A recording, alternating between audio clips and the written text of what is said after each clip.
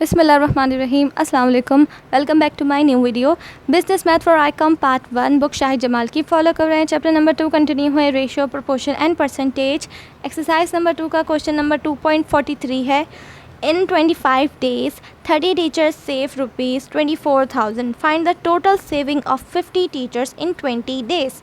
यहाँ पे जो सबसे पहले हमें फाइंड करना है वो क्या है? टोटल सेविंग कितने टीचर्स की? 50 टीचर्स की। कितने दिन के लिए? 20 डेज़ के लिए।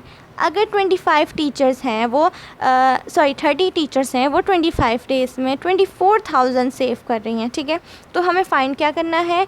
सेविंग फ़ाइंड करनी है। किसकी फ़ाइंड करनी है? टीचर्स की। और कितने दिन के लिए? वो है डेज़। तो यहाँ पे क्या 3 हेडिंग डलेगी जो कि होगी सेविंग, टीचर्स एंड डेज़ की। और जो हमें फ़ाइंड करना है जो कि है सेविंग, तो हम उसको सबसे पहले लिखेंगे, ठीक है। और ये तीनों हेडिंग्स होगी साथ में। तो ये कौन सा क्वेश्चन कहलाता है? Compound question. तो कंपाउंड रेशो का क्वेश्चन कहलाता है, ठीक है। तो यहाँ पे हमने हेडिंग डाल दी सेविंग, टीचर्स और डेज। जो हमें फाइंड करना है वो है सेविंग, ठीक है। तो सेविंग हमारे पास यहाँ पे एक गिवन है जो कि है 24,000, यानी कि 24,000, ठीक है, अमाउंट है। वो कितनी टीचर सेव कर रही है? 30 टीचर सेव कर रही हैं। कितने दिन में? 25 डेज़ में, ठीक है। अब हमने सेविंग और आगे फ़ाइंड करनी है। कितनी टीचर्स की फ़ाइंड करनी है? 50 टीचर्स की फ़ाइंड करनी है। और इसमें कितने डेज़ लगेंगे? 20 डेज़। और हमें सेविंग अभी नहीं पता तो हमने उसको एक्स सपोज कर लिया जो कि हमें फ़ाइंड करना है। तो ये 3 रेशो है। 3 रेशोज़ क्या कहलाते हैं? इस तरह के क्वेश्चंस कहलाते हैं कंपाउंड रेशो, ठीक है। तो अब हमने यहाँ पे सबसे पहले क्या करना है? जो चीज़ हमें फ़ाइंड करनी है ना, हमने उसको इसके साथ सपोज करके देखना है। फिर जो चीज़ हमें दोबारा फ़ाइंड करनी है हमने उसको इसके साथ सपोज करना है। ये नहीं करना है कि इसको इसके साथ करके फिर इसको इसके साथ करना है, नहीं। हमने इसको इसके साथ सपोज करना है पहले, यानी कि सेविंग को टीचर्स के साथ, फिर सेविंग को डेज़ के साथ। जो चीज़ हमें फ़ाइंड करनी होती है उस वाली हेडिंग को कह रहे हैं, ठीक है। पहले वाले क्वेश्चन में क्या होता था? सिर्फ 2 हेडिंग होती थी, यानी कि 2 रेशोज़ होते थे। हम क्या करते थे? जहाँ दोनों वैल्यूज़ गिवन होती थी हम उसको देख के कर लिया करते थे, है ना। लेकिन यहाँ पे क्या है? यहाँ पे तो 2 जगह वैल्यूज़ गिवन है ना। तो यहाँ पे ऐसे क्या करना होता है कि जो चीज़ हमें फ़ाइंड करनी है हमने उसको पहली हेडिंग के साथ फिर दूसरी हेडिंग के साथ सपोज करके देखना होता है, क्योंकि ये क्या कहलाते हैं? कंपाउंड रेशो के क्वेश्चंस कहलाते हैं। तो वो इस तरह से सॉल्व होते हैं, ठीक है। तो सबसे पहले यहाँ पे 24,000 सेव कर रही हैं कितनी टीचर्स? 30 टीचर्स। हमने क्या करा? यहाँ पे टीचर्स बढ़ा दी। क्या किया हमने? यहाँ पे टीचर्स बढ़ा दी। तो क्या अब वो उतनी ही सेव करेंगी या उससे कम सेव करेंगी या उनसे ज़्यादा सेव करेंगी? जो हमारे पास इतनी सेविंग है, ज़ाहिर बात है उससे ज़्यादा सेव करेगी, है ना, क्योंकि हमने टीचर्स यहाँ पे बढ़ा दी तो इससे भी ज़्यादा और सेव होगी, ठीक है। सेविंग इससे भी ज़्यादा होगी, है ना। तो ये आपस में क्या कहला रहा है? अभी हमने सपोज़ करना है। ये आपस में कौन सा प्रोपोर्शन कहला रहा है? ये आपस में प्रोपोर्शन कहला रहा है डायरेक्ट प्रोपोर्शन कि अगर एक चीज़ यहाँ बढ़ रही है तो दूसरी चीज़ भी बढ़ेगी, अगर एक चीज़ कम हो रही है तो दूसरी चीज़ भी कम होगी, क्योंकि यहाँ टीचर्स बढ़ रही हैं तो यहाँ पर सेविंग भी बढ़ेगी, ठीक है। अब हमने टीचर्स को देख लिया सेविंग के साथ, अब हम सेविंग को डेज़ के साथ देखेंगे कि 25 डेज़ में इतनी सेविंग हो रही है। 24,000 सेविंग हो रही है 25 डेज़ में। अब 25 से कितने डेज़ हो गए? 20 डेज़ हो गए। 20 डेज़ हो गए यानी कि डेज़ कम हो गए। तो अब क्या उतनी सेविंग होगी? नहीं, जब यहाँ पे डेज़ कम हो गए तो ज़ाहिर बात है यहाँ पे क्या, यहाँ पे भी सेविंग हमारी कम हो जाएगी। तो यहाँ ये दोनों का आपस में ये भी डायरेक्ट प्रोपोर्शन कहला रहा है कि यहाँ पे भी एक चीज़ कम हो रही है तो यहाँ पे भी एक चीज़ कम होगी, ठीक है। यहाँ पे चीज़ कम हो गई है तो वहाँ भी आगे जाके चीज़ ये कम हो जाएगी, है ना। और ये आपस में क्या कहला रहे थे? टीचर और सेविंग का रिलेशन, प्रोपोर्शन, वो कहला रहा था कि यहाँ पे चीज़ अगर बढ़ रही है तो यहाँ पे चीज़ भी बढ़ रही है। तो ये था डायरेक्ट प्रोपोर्शन, ये भी आपस में डायरेक्ट प्रोपोर्शन, यानी कि ये सारे आपस में क्या है? डायरेक्ट प्रोपोर्शन कहलाएंगे।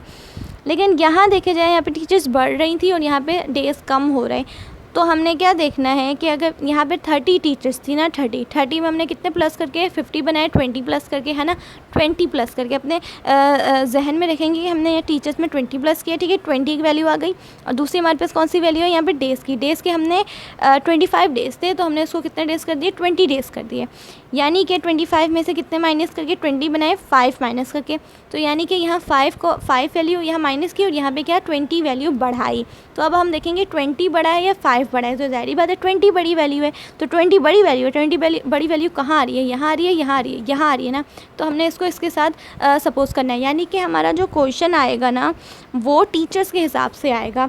यानी कि जो हमारी टीचर्स बड़ी हैं तो हमारी जो यहाँ पे वैल्यू आएगी वो इससे इसलिए ज़्यादा आएगी क्योंकि हमारे यहाँ पे टीचर्स बड़ी थी। हमारी जो यहाँ पे डेज़ कम हुए ना तो यहाँ पे हमारी वैल्यू कम आनी चाहिए, है ना, लेकिन हमारी वैल्यू कम नहीं आएगी। यहाँ पे 24,000 से ज़्यादा वैल्यू आएगी। क्यों ज़्यादा आएगी?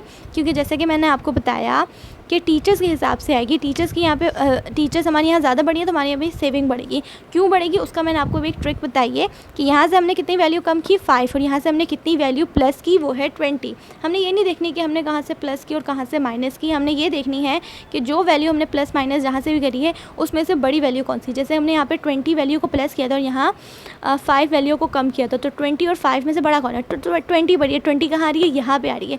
तो हमारा इस हिसाब से क्वेश्चन आएगा। और इस हिसाब से कैसा क्वेश्चन आएगा कि हमने टीचर्स बढ़ा दी तो हमारी सेविंग भी बढ़ेगी। ये नहीं कि हमने डेज कम कर दिए तो हमारी सेविंग भी कम होगी। तो आई होप आप लोग समझ गए होंगे जो मैं कहना चाह रही हूँ। तो ये आपस में इनका रिलेशन क्या कहलाएगा? Direct proportion. ठीक है, अब हमने क्या करना है? वैल्यूज़ को लेना स्टार्ट करना है रेशियो की फॉर्म में लिखने के लिए। तो एक्स को फाइंड करना है तो एक्स से स्टार्ट करेंगे, यानी कि एक्स से लेना स्टार्ट करेंगे। तो एक्स को हमने ले लिया, एक्स इज़ टू 24,000। एक्स को फाइंड करना है इसलिए एक्स को हमने ऊपर रखा। ठीक है, अब क्या करना है? ये बराबर है इन दोनों के। ठीक है, तो इक्वल टू, अब हमने यहाँ से नीचे से लिया था। अच्छा, वो डायरेक्ट प्रोपोर्शन को हम कैसे शो करते हैं? सारे के सारे एरोज़ को नीचे करके, है ना। तो ये क्या कहलाता है? Direct proportion. डायरेक्ट प्रोपोर्शन को हम कैसे शो करते हैं? सारे के सारे एरोज़ एक ही तरफ करके, या तो नीचे या तो दोनों या तो सारे के सारे ऊपर करके शो करते हैं, वो कहलाता है डायरेक्ट प्रोपोर्शन। ठीक है, तो हमने एक्स इज़ टू 24,000, अब यहाँ से नीचे से ली थी तो यहाँ से भी नीचे से लेंगे। क्यों? क्योंकि ये डायरेक्ट प्रोपोर्शन है। तो यहाँ पे 50 इज़ टू 30 और ये आपस में क्या हो रहा है? मल्टीप्लाई हो रहा है। ठीक है, मल्टीप्लाई का साइन लगेगा। यहाँ से नीचे से यहाँ से नीचे से ली तो यहाँ से भी नीचे से लेंगे क्योंकि डायरेक्ट प्रोपोर्शन है। 20 इज़ टू 25। ठीक है, अब ये जो इस टू है हम इसको अपॉन में भी लिख सकते हैं, यानी कि x upon 24,000 equal to 50 upon 30, multiply का साइन वैसे ही रहा, 20 अपॉन 25।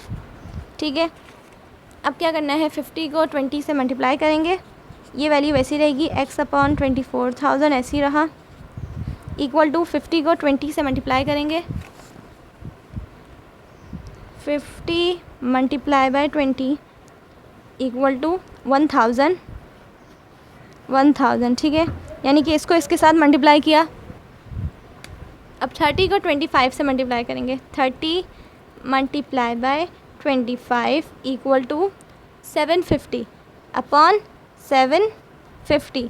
ठीक है, अब 1000 को 750 से डिवाइड करेंगे, 1000 डिवाइडेड बाय 750 इक्वल टू 1.33333।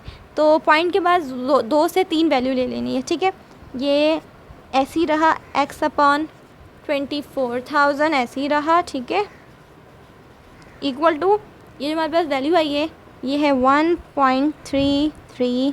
तो ये बस पॉइंट के बाद 2 से 3 वैल्यू लेनी है। ठीक है, अब यहाँ पे देखें तो x के साथ ये जो वैल्यू है 24,000 डिवाइड हो रही है, वहाँ जाके मल्टीप्लाई हो जाएगी। ठीक है, तो x यहीं रहा, इक्वल टू 1.33 मल्टीप्लाई बाय 24,000। ठीक है, अब जो हमने डिवाइड मल्टीप्लाई करनी है ना, ये जो वैल्यू, ये हमने ये पूरी वैल्यू के साथ मल्टीप्लाई करनी है। ठीक है, जितने भी ये 3 आ रहे हैं ये पूरी की पूरी वैल्यू के साथ मल्टीप्लाई करनी है। तो यहाँ मल्टीप्लाई करके 24,000 को मल्टीप्लाई कर देंगे डायरेक्ट। ठीक है, तो ये कितनी आएगी हमारे पास? 32,000, यानी कि x की कितनी वैल्यू आ गई हमारे पास? 32,000। और ये हम क्या फाइंड कर रहे थे? हम सेविंग फाइंड कर रहे थे ना। तो हमारे पास कितनी आई सेविंग? देखिए 24,000 से ज़्यादा आई। क्यों आई? क्योंकि हमने यार टीचर्स बढ़ा दिए थे, इसलिए हमारी 24,000 से ज़्यादा आई। कितनी आई हमारे पास? 32,000। और अगर हम देखें कि 32,000 हमारे डेज़ के मुकाबले में, यहाँ हमारे डेज़ तो कम हो गए थे, तो हमारी यहाँ सेविंग 24,000 से कम आनी चाहिए थी, लेकिन क्या आई? ज़्यादा आई। क्योंकि मैंने आप लोगों को बताया था, एक ट्रिक जो मैंने आप लोगों को बताई है कि हमारी टीचर्स के हिसाब से हमारी सेविंग बढ़ेगी। तो जैसे हमारी यहाँ सेविंग बढ़ी उसी तरह हमारी जैसे कि हमारी यहाँ टीचर्स बढ़ी उसी तरह हमारी सेविंग भी बढ़ी। कितनी आ गई हमारे पास? 32,000 आ गई थी। ठीक है, तो यानी कि 50 टीचर्स 20 डेज़ में कितनी सेविंग करेंगी? 32,000 सेविंग करेंगी। तो ये हमारा यहाँ आंसर कंप्लीट होता है। So thanks for watching this video. Allah हाफिज़। अगर आपको ये क्वेश्चन सही से समझ नहीं आया तो आप मुझे नीचे कमेंट बॉक्स में बता सकते हैं। ठीक है, तो उसके ऊपर मैं एक और वीडियो बना सकती हूँ आप लोगों को और अच्छे से समझाने के लिए। So thanks for watching this video. Allah हाफिज़।